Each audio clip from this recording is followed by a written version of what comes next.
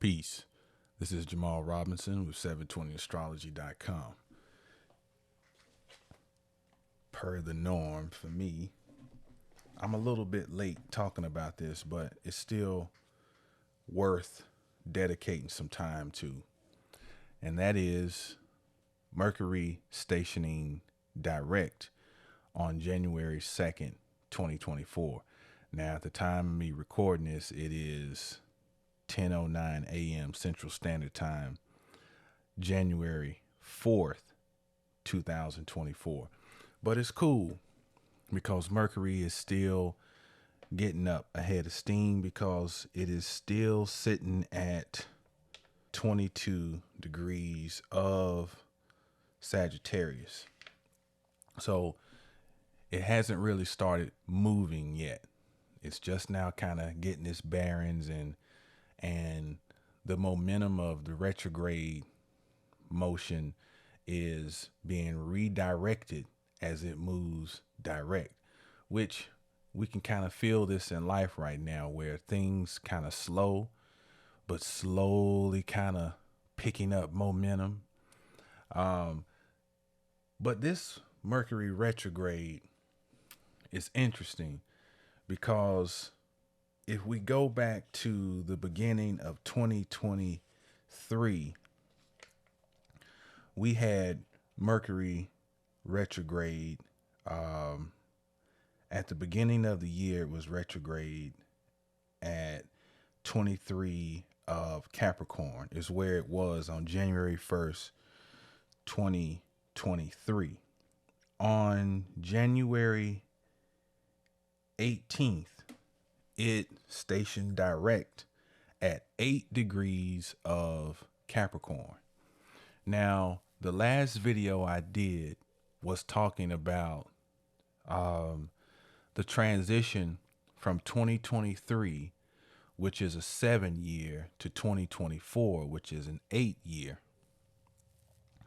And when you go back and look at this, and when you look through symbolic eyes, it's interesting that Mercury stationed direct at 8 degrees. Okay. Then, now let me say this. When it started its retrograde phase, oh no, it was at 24 of Capricorn. Never mind. So when we fast forward to 2024, we start the year with Mercury at 22 degrees of Sagittarius. Now, what's interesting about this is that in December of 2023, Mercury started its retrograde phase at 8 degrees of Capricorn on December 12th. Now, at the beginning of the year, it went direct at 8 degrees of Capricorn. And then at the end of the year, it started its retrograde at 8 degrees of Capricorn, right before we would transition into an 8-year, which is 2024.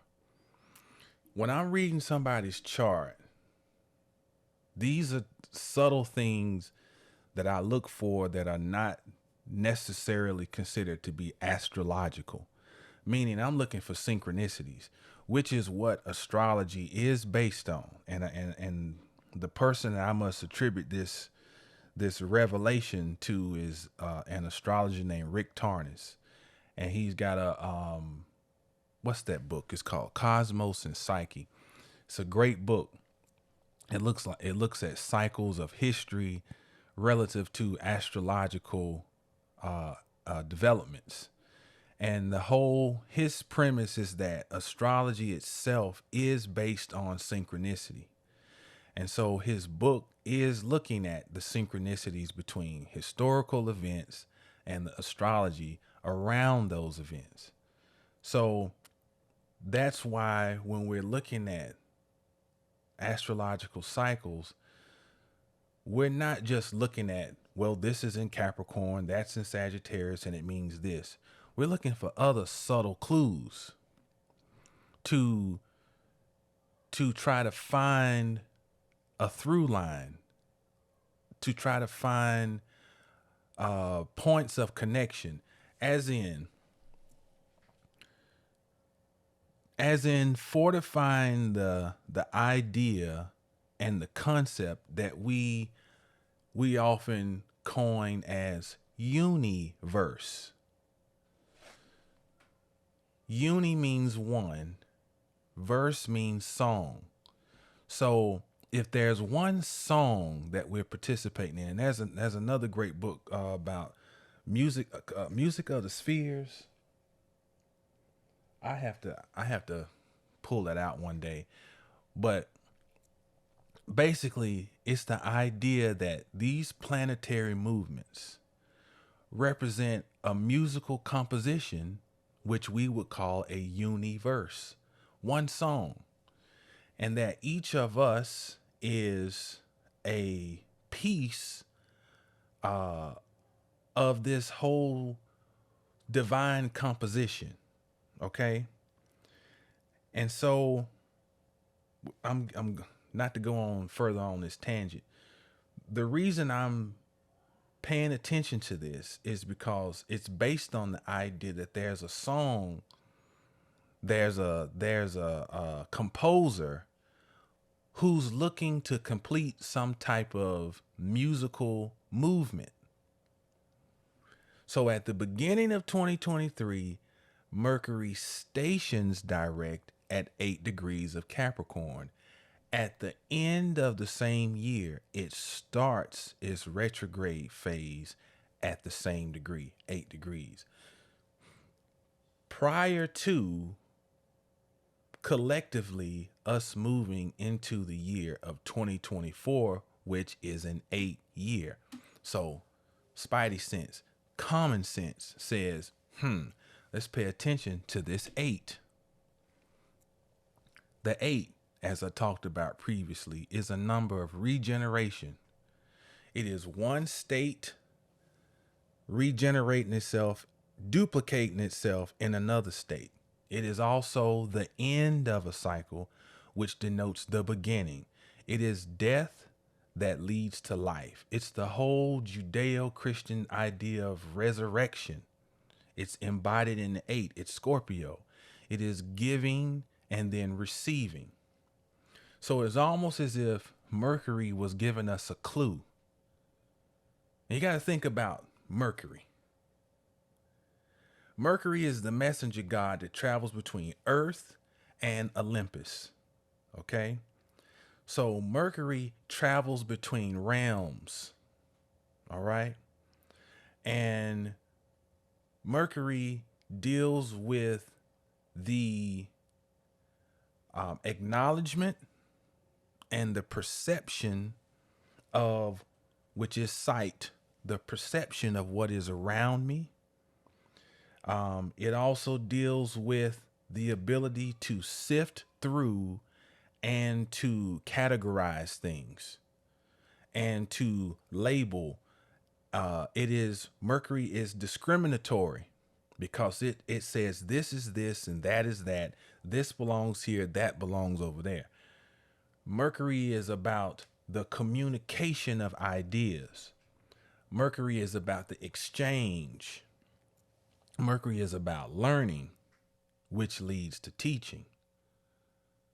So you've got these different keywords and ideas and concepts melded into Mercury's retrograde. So 7 is a Saturnian number because it's about limitation. And there's a degree of struggle associated with the 7. There is initiation, because the initiation is the period of struggle. It's the endurance. It is when you go to school and you playing let's say football. You go to school, you playing football, you have to go through two-a-days. Two-a-days is an initiation. You're sore, you're getting beat up, You got to go out and practice 2 times a day, physical practice. Okay. Um, uh, you got to get up early in the morning. It's very Saturnian. You know, it's regimen, it's discipline, it is endurance because you're tired, you're frustrated. There are no women on the campus at the time of tour days when you're in college. So it's just you and these ugly dudes, and so your aggression, your testosterone is very high because you don't have a way to release any of it, and all you can do is be violent. But you have to endure. you know, Very Saturnian. But you're being initiated because out of this 2 days, we're going to see who's got heart. We're going to see who has the ability to endure, who wants it. And so so with Mercury being involved in this, and the fact that it sits at this 8 degree, um, would suggest that this whole 2023 was a preparatory year leading up to now, 2024. And um, that means that on January 21st, when Mercury gets to 8 degrees, and now that means it is at the end of its shadow phase because 8 degrees represents where it turned retrograde or station retrograde. So when it moves beyond 8, it has cleared, technically, it has, or astrologically, according to the theory, it has cleared its shadow, which means that at this time, possibly, we get more understanding not just about this retrograde phase, but about 2023 up until now, like more clarity, because it's that 8 degree, that eighth degree of Capricorn. And on that same day of January 21st, it is when the sun will conjunct Pluto at 0 degrees of Aquarius. This is big. This is big. This is another wave of collectively moving us into the Aquarian age. Now, another thing about this is that Mercury is in its detriment in Sagittarius. Okay. Now, Sagittarius is the sign of philosophy and perspective. Remember, Mercury in essence deals with perception. Sagittarius is more about perspective. Now, both of those deal with eyesight, spectacles, glasses, okay, perspective. But Sagittarius is like being farsighted, okay? Mercury deals more with being nearsighted. I can seeing things up close, okay? So when Mercury is in Sagittarius or Jupiter is in Gemini, it really challenges us to be bifocal, to see both distances. The challenge with Mercury and Sagittarius is like driving on the highway. I like to give my clients this analogy. My brother, God rest his soul, was a truck driver. Okay, one of my brothers, and he used to always tell me, you got to read the traffic, because when you're driving a truck that's could be carrying up to 40,000 pounds of payload, and you got all this, the braking is not the same as driving your normal vehicle. You have to plan a lot earlier to brake when you're driving a 18 wheeler. So he was big on, just from driving, period, you got to read the traffic. Look down the road and see, do you see brake lights like a mile up the road, so that you can already start, gearing down or preparing yourself to slow down and prevent an accident. So Mercury in Sagittarius can be better about reading the traffic like up the road. But the danger of Mercury in Sagittarius is that you can be looking too far down the road. And yes, it's good to be reading the traffic. But what about if somebody juts right in front of you, you know, and it's somebody right around you and they do what, when I used to work in insurance, they call a swoop and swap. And they jump right in front of you, trying to beat you, to get into your lane and whatever. And you rear end them because you didn't pay attention to what was right around you. This Mercury retrograde that began in Capricorn and moved back to Sagittarius in its detriment has challenged us to look at the small details relative to how they will support the big picture. Because Sagittarius is the big idea. It's even the glyph of Sagittarius is an arrow. It's a projectile. We don't project an arrow just to land right in front of our feet. We're trying to hit something far away. That's why the arrow has such velocity, because we're trying to hit a target and we need to keep that speed, and still be able to hit our target far away. That's Sagittarius. But this retrograde has been challenging us to still be aware of the small details while also keeping the bigger vision in the forefront of our minds. So again, the shadow phase ends on January 21st. Some other key things about this Mercury's moving direct is that today, January 4th, Mars has now moved to 0, or I think later. I'm not sure. Let's see. Let me check. Yes, Mars is currently at 0 of Capricorn. So Mars has made its ingress into Capricorn. This is significant because Mars is exalted in Capricorn. Capricorn gives Mars something to do. Mars is just wild. Mars is like a child in kindergarten, because kinder comes from kindle, which means fire. So kindergarten is garden. A garden means an enclosed place. So kindergarten is a place where the fire is enclosed, because now we're trying to give it structure. These children come in wild in kindergarten, and now we need some type of structure to make sure the fire does not burn out. So it's kindergarten. Okay.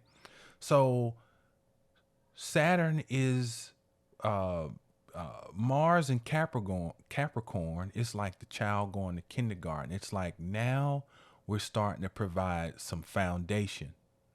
We're going to learn our colors.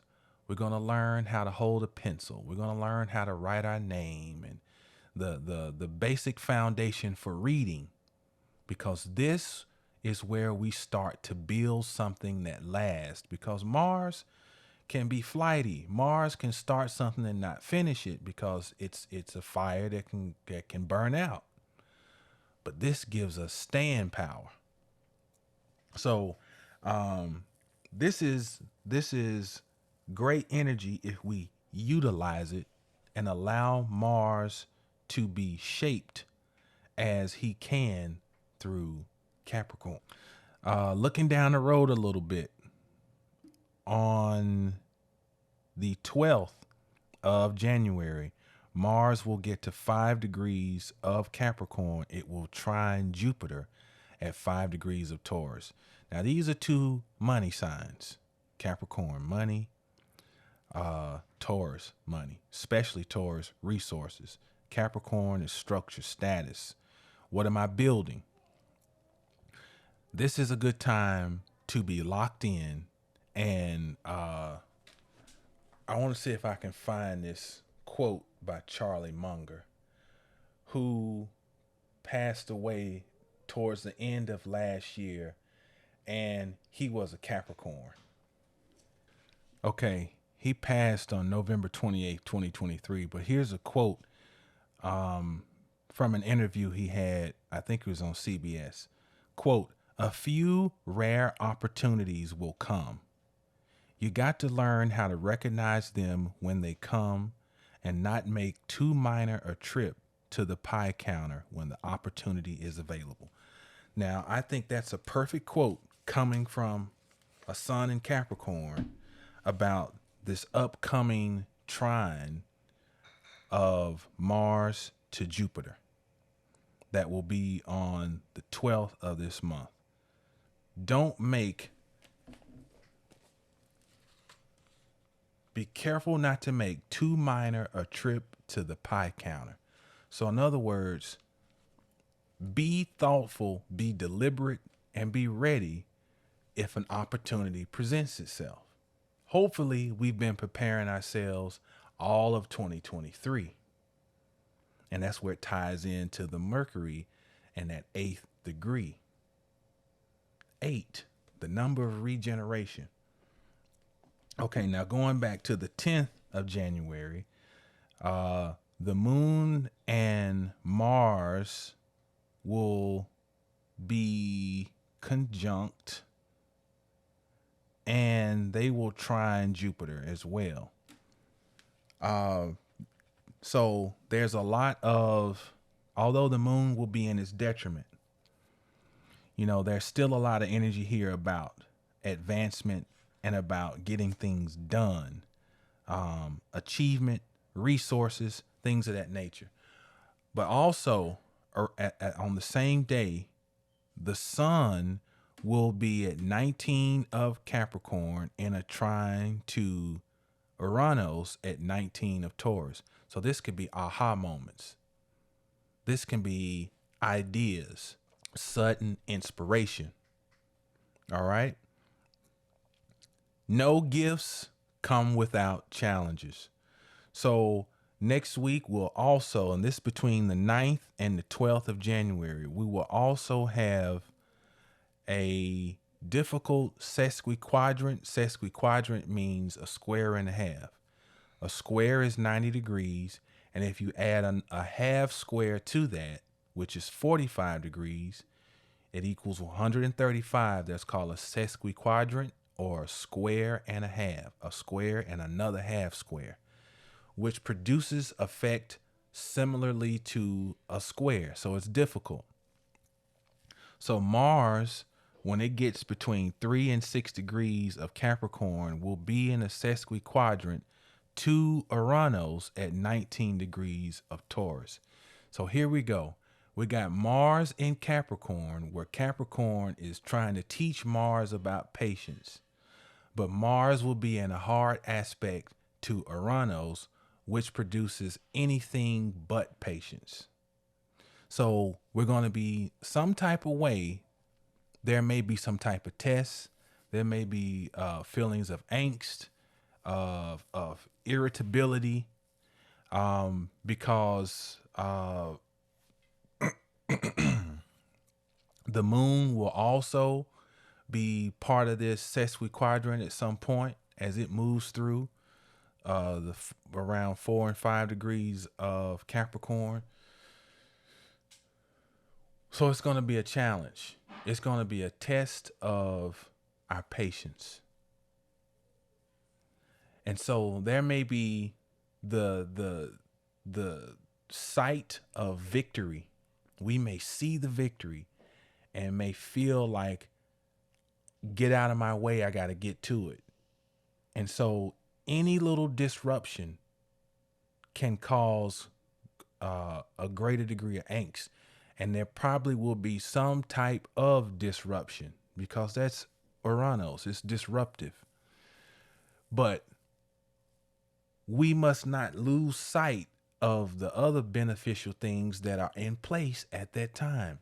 So in other words, don't fumble the ball. Because just as we have those disruptions and things that present uh, irritation, possibly, we got other things cooking. We got Mars in a trine to Jupiter. Like, this is go, go, go, go, go, you know. But we got to be careful that in the midst of this green light energy, that we don't also overdo things. Be conservative. Although things, opportunity may present itself, don't overdo it, because even though it's a trine with Jupiter, Jupiter expands things. So, and Mars is go. So we might be inclined to overdo things while Mars is in a trine to Jupiter, which can then trigger the sexy quadrant between Mars and Uranus. Moderation. Moderation. All right. So that's just a little update and look at the energy around Mercury stationing direct. I think has a lot of positives around it. There are never any positives without some challenges and potential negatives. It is what it is. That's life, ain't it? But hopefully, if we know and kind of have an idea of what the weather's going to be like, we can prepare accordingly. I'm available for private readings through my website, 720astrology.com. I'm accepting appointments right now for the 2024 forecast. Holla at me. info@720astrology.com. Know the stars to know yourself. Peace.